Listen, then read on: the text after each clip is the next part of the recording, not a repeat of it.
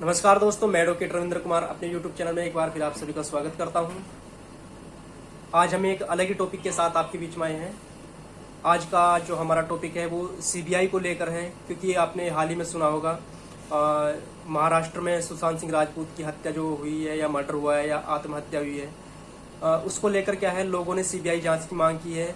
Social site पे भी बहुत आपने कमेंट देखे होंगे कि इस केस की सीबीआई जांच होनी चाहिए, निष्पक्ष जांच होनी चाहिए कि यह मर्डर है या हत्या है। और इसी के बाद आपने अभी कुछ दिन पहले देखा है कि जो हाथरस में जो मामला हुआ है, जो केस हुआ है, उसमें क्या है कि जो उत्तर प्रदेश सरकार अर्थात योगी सरकार जो है, उसने भी सीबीआई जांच की मांग की है इस केस में। तो मैं आपको बता देता हूँ कि सीबीआई की जो मांग होती है वो कैसे होती है और सीबीआई जो है वो क्या है। जैसे फुल फॉर्म तो आपको पता ही होगा, सेंट्रल ब्यूरो ऑफ इन्वेस्टिगेशन। इसका काम क्या है, इसकी ज़रूरत क्यों पड़ती है, तो इन सब पे एक करके हम बात करते हैं। तो जो इसका गठन है वो 1963 में हुआ था, और जो इसका गठन का सबसे पहले उद्देश्य था वो यही था कि जो देश में भ्रष्टाचार जैसे मामले उभर कर आते हैं उनको कंट्रोल करने के लिए, उनकी निगरानी, उनकी जांच के लिए इस एजेंसी का गठन किया गया था। लेकिन बाद में धीरे धीरे क्या है, इसमें संशोधन होता गया और गंभीर अपराध जैसे मामलों की जांच भी सीबीआई जांच को सौंपी गई। इसमें शुरू में क्या है कि 3 विभाग बनाए गए। सबसे पहले था एंटी करप्शन डिवीजन। इसमें क्या था कि भ्रष्टाचार और धोखाधड़ी जैसे जो मामले थे, जैसे सरकार के जो कर्मचारी होते हैं उनके द्वारा कोई नेगेटिव एक्टिविटी या हरकतें जो होती हैं, किसी कार्य को लेकर भ्रष्टाचार या किसी पैसे का लेन देन जो होता है, तो उस पर निगरानी के लिए क्या है, हमारा एंटी करप्शन जो डिवीजन है वो काम करेगा। इसके बाद क्या है कि एक अलग डिवीजन और इसी में स्टेब्लिश किया गया, जिसको हम बोलते हैं इकोनॉमिक ऑफेंसेस डिवीजन, अर्थात जो वित्तीय मामले होते हैं, जैसे विदेशी मुद्रा का लेन देन किसी गलत तरीके से, या नकली नोट छापना, जो हवाला जैसे मामले होते हैं कि ब्लैक मनी को वाइट मनी कैसे करते हैं लोग, तो इन सब पे कंट्रोल करने के लिए क्या है, ये इकोनॉमिक ऑफेंसेस डिवीजन का निर्माण किया गया। जो सबसे लास्ट में एक तीसरा विभाग बनाया गया, उसको बोला जाता है स्पेशल क्राइम डिवीजन।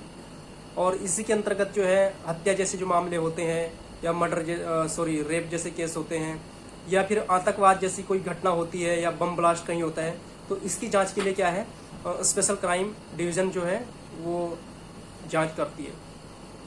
तो जो सीबीआई की मांग होती है, या तो किसी स्टेट राज्य द्वारा मांग की जाती है सेंट्रल गवर्नमेंट से, अर्थात ये सेंट्रल गवर्नमेंट की संस्था है, सेंट्रल इन्वेस्टिगेशन, जैसे आपको नाम से ही पता चल रहा है। तो सेंट्रल गवर्नमेंट से क्या है, किसी स्टेट द्वारा मांग की जाती है। और मांग कब की जाती है, जब स्टेट पुलिस किसी भी केस में स्टेट पुलिस सही तरीके से कार्य नहीं कर रही है, या उस कार्य में करने में विफल है, तो उसके बाद क्या है कि हम सीबीआई जांच की मांग कर सकते हैं। और इसकी जो अनुमति है वो सुप्रीम कोर्ट देता है। और अगर किसी स्टेट में सीबीआई की जांच की मांग हो रही है, तो सबसे पहले क्या है, राज्य सरकार केंद्र सरकार से सिफारिश करती है, मांग करती है सीबीआई जांच की। और दूसरी कंडीशन क्या है कि सेंट्रल गवर्नमेंट का कोई ऐसा मामला है, किसी स्टेट में कोई जांच करानी है, तो स्टेट की अनुमति भी जरूरी है। ये दोनों के एक दूसरे की विरोधाभासी है। तो ये सीबीआई जांच की मांग है। सीबीआई जांच काम कैसे करती है, इसमें ये होता है कि जब भी कोई स्टेट पुलिस अपने कार्यों में विफल होती है, तो उसका जो कार्य होता है वो सीबीआई खुद लेती है। और सीबीआई पुलिस के पास जो भी एविडेंस होते हैं, सबसे पहले उनको कलेक्ट किया जाता है, और उसके बाद अपनी प्रक्रिया शुरू करते हैं। सीबीआई बिना किसी राजनीतिक दबाव के या बिना किसी प्रेशर के काम करती है, और ये निष्पक्ष जांच करती है। तो इसी आधार पर आपने देखा होगा कि कई जगह सीबीआई जांच की मांग होती है। वो इसीलिए होती है कि लोगों को इस पर भरोसा होता है, और ये क्या है कि निष्पक्ष जांच करती है। हाथरस जैसे मामले में सीबीआई की इसीलिए डिमांड हुई है कि स्टेट पुलिस क्या है, अपने कार्यों को लेकर विफल थी, वो संचालित सही से नहीं कर पा रही थी।